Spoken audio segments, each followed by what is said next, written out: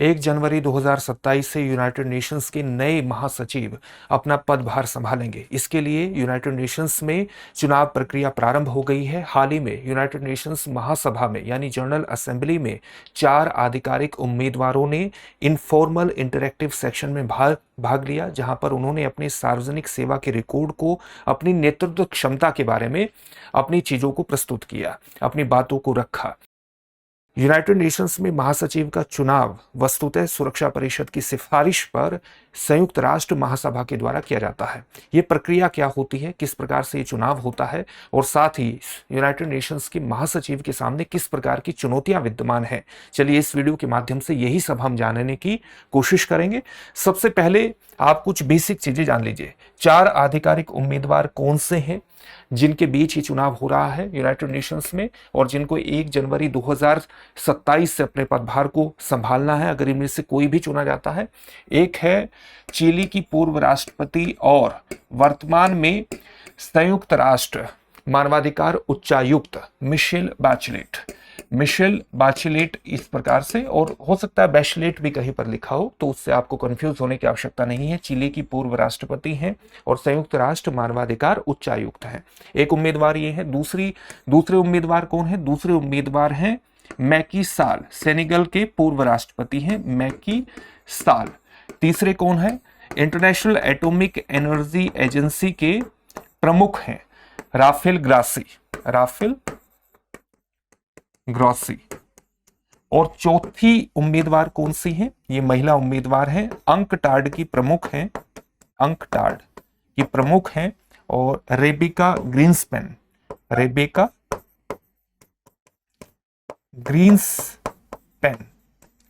ग्रीन्सपैन ये महिला है, यानी 2 महिला उम्मीदवार हैं और 2 पुरुष उम्मीदवार हैं। इन्हीं के बीच चुनाव होना है। चुनाव के लिए आप जानते हैं कि संयुक्त राष्ट्र सुरक्षा परिषद की सिफारिश पर संयुक्त राष्ट्र महासभा के द्वारा ये चुनाव होना है। तो संयुक्त राष्ट्र सुरक्षा परिषद किस प्रकार से इनका चुनाव करके भेजेगी, उसमें स्ट्रोपोल्स की क्या भूमिका है, स्ट्रोपोल्स को जानना आपके लिए बहुत इंपॉर्टेंट है, उसको हम जानेंगे। और किस प्रकार की इनके सामने चुनौतियां होंगी, इन सब बातों पर विस्तार से चर्चा करेंगे। लेकिन उससे पहले जो अब तक यूनाइटेड नेशंस के महासचिव रह चुके हैं उनके बारे में थोड़ी सी बातें जान लीजिए। जैसे यूनाइटेड नेशंस का गठन कब हुआ था? 24 अक्टूबर 1945 में हुआ था। 24 अक्टूबर 1945 में सैन फ्रांसिस्को में हुआ था, आप जानते हैं। और पहले जो महासचिव चुने गए थे उन्होंने अपना पदभार 1 फरवरी 1946 को संभाला था। ट्राइगवे ली 1946 से 1952 तक ये संयुक्त राष्ट्र के पहले महासचिव थे। दूसरे महासचिव कौन थे? डैग हैमरशोल्ड, जो कि 1953 से 1961 तक रहे। तीसरे थे यू थांट, जो म्यांमार से संबंधित थे, 1962 से 1971। चौथे थे कर्ट वाल्डहिम, जो कि 1972 से 1981 के दौरान संयुक्त राष्ट्र महासचिव रहे। और पांचवे थे जेवियर पेरेज द क्वेलियर, और इनका कार्यकाल 1982 से 1991 था। फिर उसके बाद छठे थे बुतरस घाली 1992 से 1996, फिर कोफी अन्नान 1997 से 2006, बान की मून 2007 से 2016 और एंटोनियो गुटेरेस जो 2017 से अब तक है। इनका कार्यकाल 31 जनवरी 2026 तक है। इसका मतलब है 1 जनवरी 2027 से नए महासचिव होंगे, उससे पहले चुनाव करना होगा। चुनाव की प्रक्रिया क्या है ये जानना आपके लिए बहुत इंपॉर्टेंट है, उस पर हम बात करेंगे। लेकिन उससे पहले इस बात को ध्यान में रखिएगा कि अगर आप घर बैठकर ही अपनी जीएस की पूरी तैयारी करना चाहते हैं तो दृष्टि संस्थान का GS studio foundation live online course आपके लिए विशेष रूप से उपयोगी होगा, क्योंकि ये मात्र 34,999 में आपकी जीएस की तैयारी को केवल 14 महीने में ही पूरा करा देगा। और इसकी सबसे खास बातों में शामिल है कि इसको करने के बाद जब आप दृष्टि संस्थान की किसी भी शाखा में जाएंगे और जीएस फाउंडेशन ऑफलाइन बैच में एडमिशन लेंगे तो ये सारी फीस वहां पर एडजस्ट हो जाएगी, यानी एक तरह से ये कोर्स आपको फ्री में ही पड़ जाएगा। इसके संबंध में जो बैच है वो हाल ही में प्रारंभ हुए हैं। हिंदी माध्यम, इंग्लिश माध्यम और इंग्लिश माध्यम तीनों में ही बैच उपलब्ध है। इंग्लिश के बैच में, इंग्लिश का जो बैच होगा उसमें हिंदी और इंग्लिश दोनों में चीजें समझाई जाएंगी, नोट्स उपलब्ध होंगे इंग्लिश में। आप किसी भी बैच में एडमिशन ले सकते हैं। एडमिशन लेने के लिए डिस्क्रिप्शन में दिए गए लिंक पर जाइए और अपने एडमिशन को ले लीजिए, या दृष्टि लर्निंग ऐप को डाउनलोड कर लीजिए, वहां से भी एडमिशन हो जाएगा। जब एडमिशन ले रहे हो और इस फीस पर आपको मैक्सिमम डिस्काउंट चाहिए तो मनीष कोड का इस्तेमाल करेगा। इस कोड का इस्तेमाल करने से मैक्सिमम डिस्काउंट आपको प्राप्त होगा। इस फीस को आप EMI पर भी जमा करा सकते हैं। किसी भी प्रकार का डाउट होने पर 8750187501 पर कॉल कर लीजिएगा। चलिए अब जानते हैं कि संयुक्त राष्ट्र महासचिव का चुनाव किस प्रकार से होता है। आप जानते हैं कि जो संयुक्त राष्ट्र महासचिव होता है वो यूनाइटेड नेशंस के चीफ एडमिनिस्ट्रेटिव ऑफिसर के रूप में आप उसको परिभाषित कर सकते हैं। UN सचिवालय के सभी कार्यों की वो मुख्यतः देखरेख करता है। अगर वैश्विक स्तर पर किसी भी प्रकार का सुरक्षात्मक मुद्दा उठता है तो उस सुरक्षात्मक मुद्दे को वो संयुक्त राष्ट्र सुरक्षा परिषद के सामने ला सकता है। इसके अलावा चाहे संयुक्त राष्ट्र महासभा हो, संयुक्त राष्ट्र सुरक्षा परिषद हो या आर्थिक और सामाजिक परिषद है, उसके द्वारा अगर कोई कार्य सौंपा जाता है तो उसकी भी देखरेख करने का काम चीफ एडमिनिस्ट्रेटिव ऑफिसर यानी महासचिव के द्वारा किया जाता है। तो इस प्रकार से इसकी एक मेन भूमिका होती है। संयुक्त राष्ट्र के चेहरे और आवाज के रूप में भी उसको देखा जाता है, जो पूरी दुनिया भर में कहीं पर भी अगर किसी प्रकार का मामला उठता है तो संयुक्त राष्ट्र की एक मुख्य रुख को, एक दृष्टिकोण को प्रस्तुत करता है संयुक्त राष्ट्र महासचिव, और इसलिए ये पद विशेष रूप से खास हो जाता है। संयुक्त राष्ट्र महासचिव का चुनाव सुरक्षा परिषद की सिफारिश पर महासभा के द्वारा किया जाता है। अब ये जो सुरक्षा परिषद है संयुक्त राष्ट्र की, आप जानते हैं कि इसमें कितने सदस्य होते हैं? इसमें 15 सदस्य होते हैं। 5 सदस्य स्थायी होते हैं जिनको परमानेंट 5 कहते हैं, P5 कहते हैं, और 10 सदस्य अस्थायी होते हैं। आप ये जानते हैं 10 सदस्य अस्थायी होते हैं। जो ये स्थायी सदस्य हैं इसमें कौन कौन से हैं? यूनाइटेड स्टेट्स ऑफ अमेरिका है, इसमें रशिया है, इसमें चाइना है, इसमें यूनाइटेड किंगडम है और इसमें फ्रांस है। अब आप देखिए कि जब एक स्ट्रो पोल होता है, स्ट्रो पोल का मतलब यहां पर क्या है?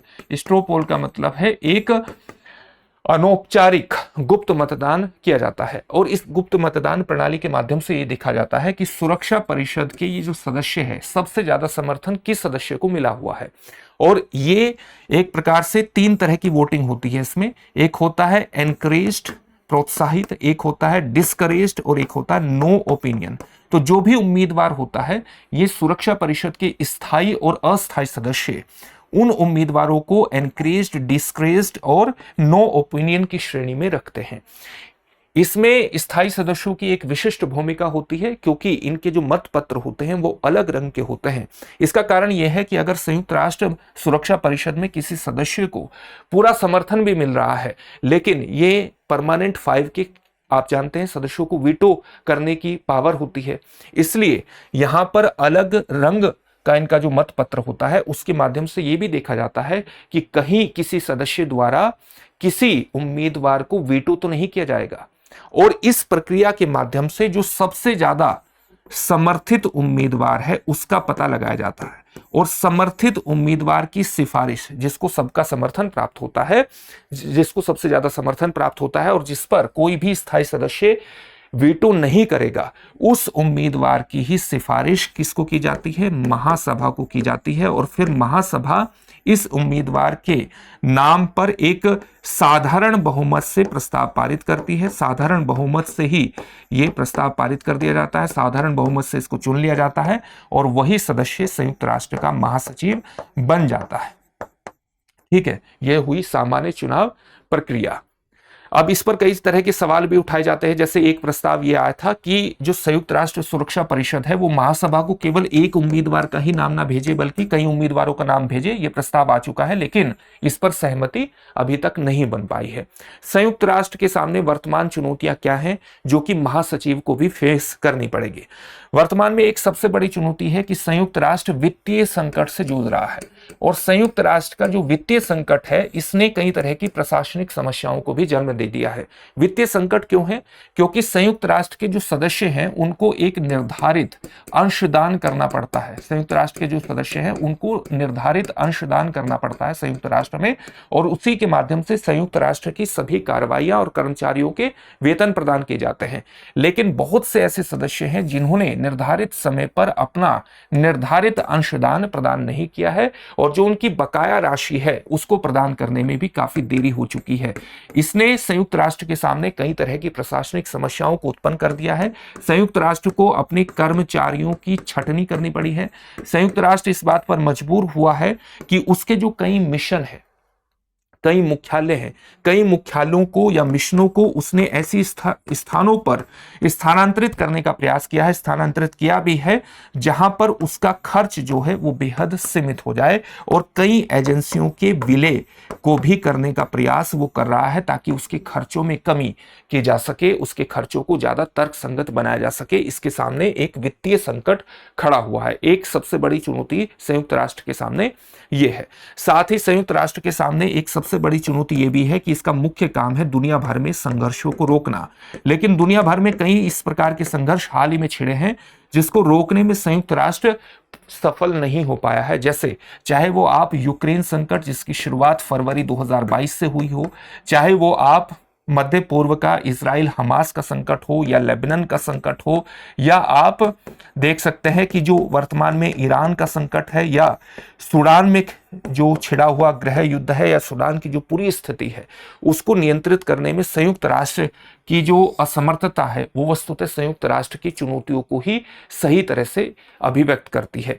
तो नए जो महासचिव हैं, नए महासचिव इस वित्तीय संकट से और संयुक्त राष्ट्र की जो क्रेडिबिलिटी कम हुई है, उसकी जो विश्वसनीयता कम हुई है, उसको किस प्रकार से स्थापित करते हैं, ये एक बहुत बड़ा उनके सामने चुनौती होगी। हालांकि संयुक्त राष्ट्र ने पिछले कई वर्षों में कई प्रगतिशील काम भी किए हैं और उन प्रगतिशील कामों में आप ये देख सकते हैं कि संयुक्त राष्ट्र ने कोविड-19 महामारी से जूझने में एक प्रगतिशील काम किया है। कोविड-19 महामारी से लड़ने में लगातार सक्रिय रहा है और देशों के बीच सहयोग को स्थापित करने में कहीं ना कहीं इसको सफलता प्राप्त हुई है।